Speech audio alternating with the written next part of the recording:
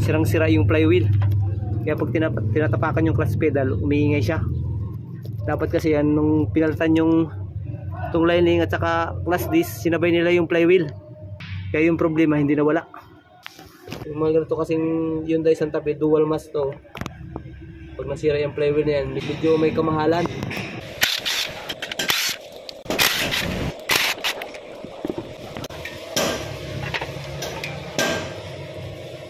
Ayan o. Ayan, gas-gas to. Nagkaroon ng tama yung tornado sa loob. Tornado sa loob, tinamaan na rin. Yan. Pero masira na yung flywheel. Siyempre mga po, kaya malakas ang ingay pag tapakan yung clutch pedal.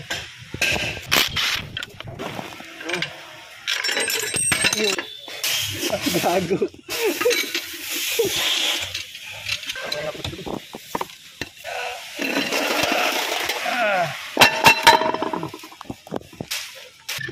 O yan. Sobrang laki ng play.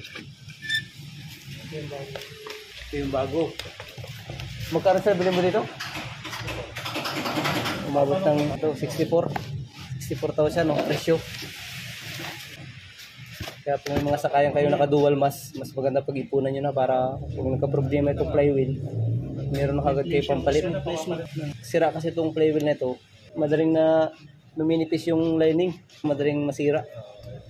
Kaya dapat palitan talaga ito pag nagpalit ng lining at saka pressure plate.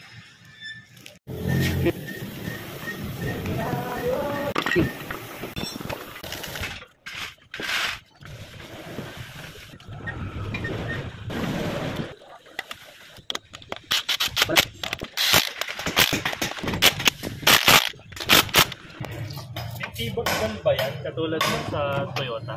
Pilot bearing po yun? Hindi, yung dito yung gumaganon. Oo, wala po yun. Wala. So, walang iingay na gano'n. Toyota, umiingay yan eh. Hindi na po.